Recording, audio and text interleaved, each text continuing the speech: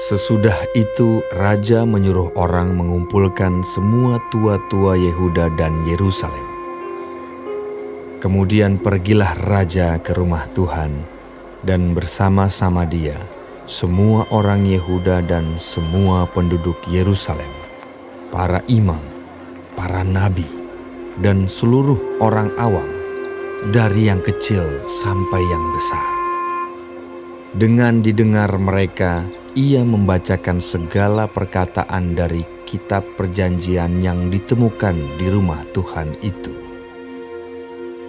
Sesudah itu, berdirilah raja dekat tiang, dan diadakannyalah perjanjian di hadapan Tuhan untuk hidup dengan mengikuti Tuhan, dan tetap menuruti perintah-perintahnya, peraturan-peraturannya, dan ketetapan-ketetapannya dengan segenap hati dan dengan segenap jiwa, dan untuk menepati perkataan perjanjian yang tertulis dalam kitab itu.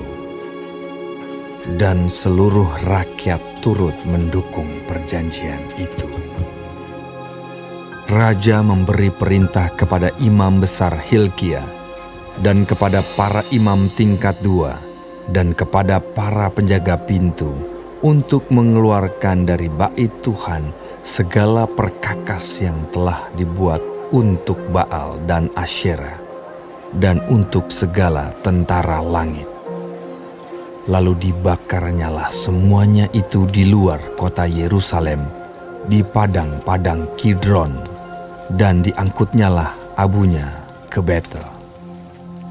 Ia memberhentikan para imam dewa asing yang telah diangkat oleh raja-raja Yehuda untuk membakar korban di bukit pengorbanan di kota-kota Yehuda dan di sekitar Yerusalem. Juga orang-orang yang membakar korban untuk Baal, untuk dewa matahari, untuk dewa bulan, untuk rasi-rasi bintang, dan untuk segenap tentara langit. Dibawanyalah tiang-tiang berhala dari rumah Tuhan keluar kota Yerusalem ke sungai Kidron. Lalu dibakarnya di situ dan ditumbuknya halus-halus menjadi abu. Kemudian dicampakannyalah abunya ke atas kuburan rakyat jelata. Ia merobohkan petak-petak pelacuran bakti yang ada di rumah Tuhan, tempat orang-orang perempuan bertenun sarung untuk Asyera. Disuruhnyalah datang semua imam dari kota-kota Yehuda. Lalu ia menajiskan bukit-bukit pengorbanan, tempat para imam itu membakar korban, dari Geba sampai Bersheba.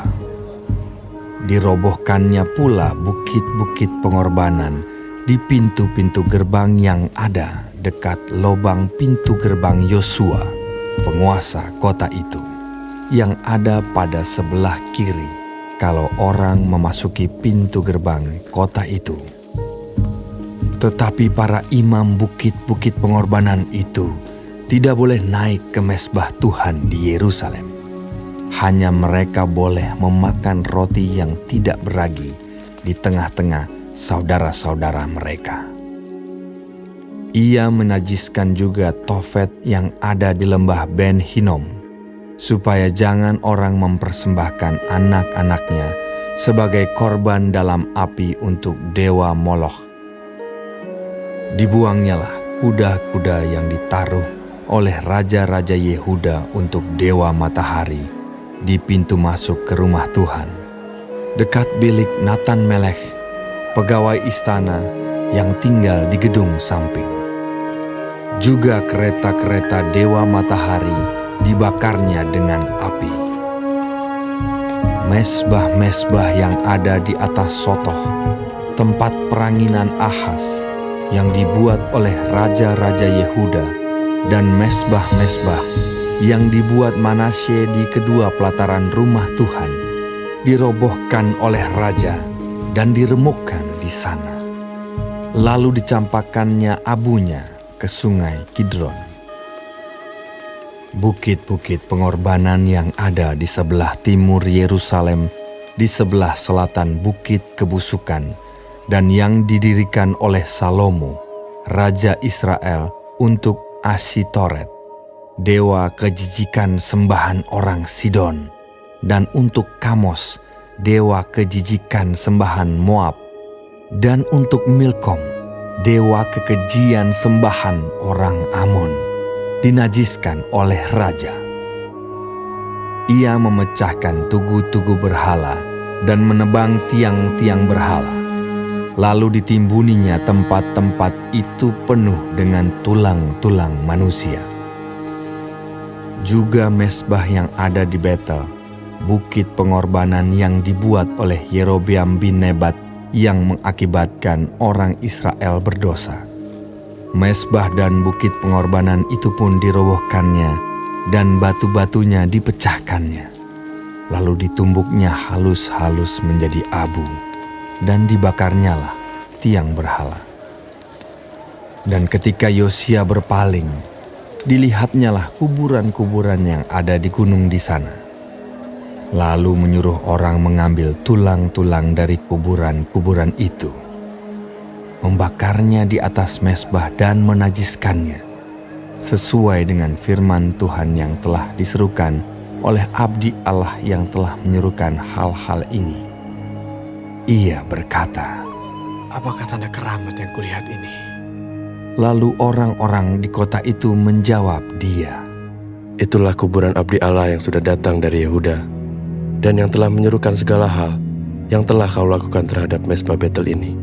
Lalu katanya, "Biarkanlah itu. Janganlah ada orang yang menjamah tulang-tulangnya."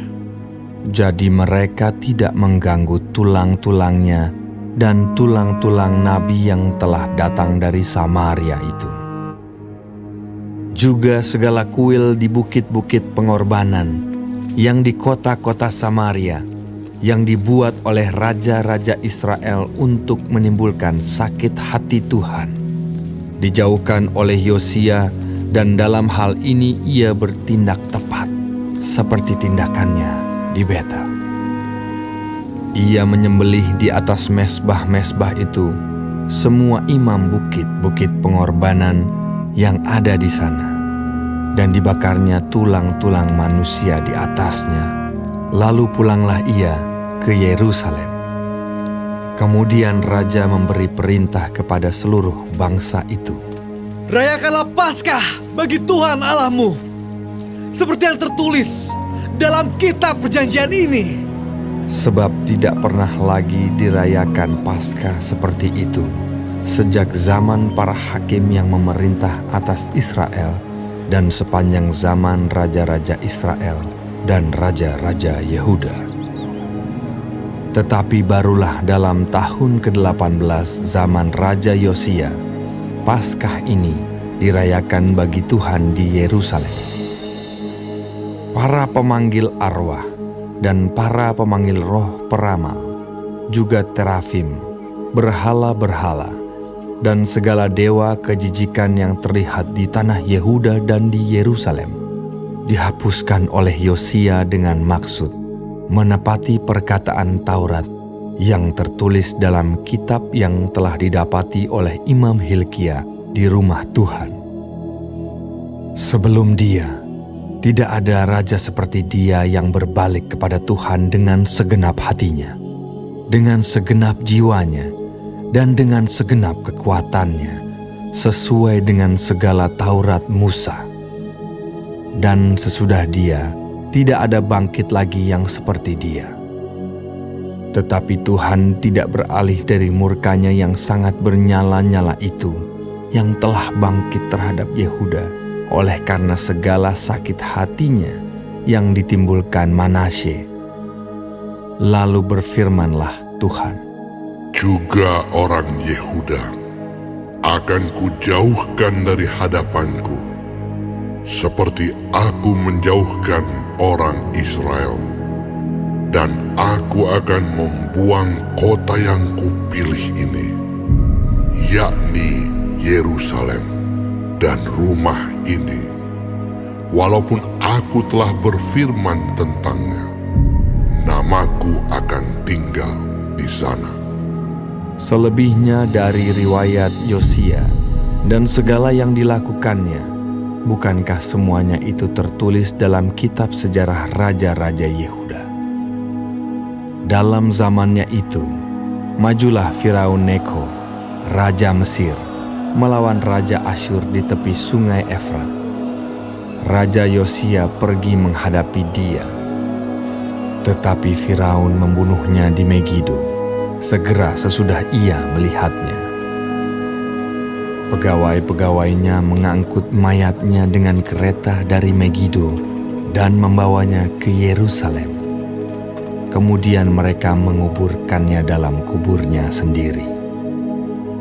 Maka rakyat negeri itu menjemput Yoahas, anak Yosia, mengurapi dia dan mengangkat dia menjadi raja menggantikan ayahnya. Yoahas berumur 23 tahun pada waktu ia menjadi raja, dan 3 bulan lamanya ia memerintah di Yerusalem. Nama ibunya ialah Hamutal binti Yeremia dari Libna. Ia melakukan apa yang jahat di mata Tuhan, tepat seperti yang dilakukan oleh nenek moyangnya. Firaun Neko mengurung dia di Ribla, di tanah Hamat, supaya jangan ia memerintah di Yerusalem. Lagi Firaun membebankan kepada negeri itu denda sebesar 100 talenta perak dan 10 talenta emas. Firaun Neko mengangkat Elyakim, anak Yosia, menjadi raja menggantikan Yosia, ayahnya, dan menukar namanya dengan Yoyakim. Tetapi Yoahas dibawanya. Yoahas tiba di Mesir dan mati di sana. Yoyakim memberi emas dan perak itu kepada Firaun, tetapi ia menarik pajak dari negeri supaya dapat memberi uang itu sesuai dengan titah Firaun. Ia menagih emas dan perak itu dari rakyat negeri, dari setiap orang menurut jumlah ketetapan pajaknya, untuk memberikannya kepada Firaun Neko. Yoyakim berumur 25 tahun pada waktu ia menjadi raja, dan 11 tahun lamanya ia memerintah di Yerusalem. Nama ibunya ialah Sebuda binti Pedaya dari Rumah. Ia melakukan apa yang jahat di mata Tuhan, tepat seperti yang dilakukan oleh nenek moyangnya.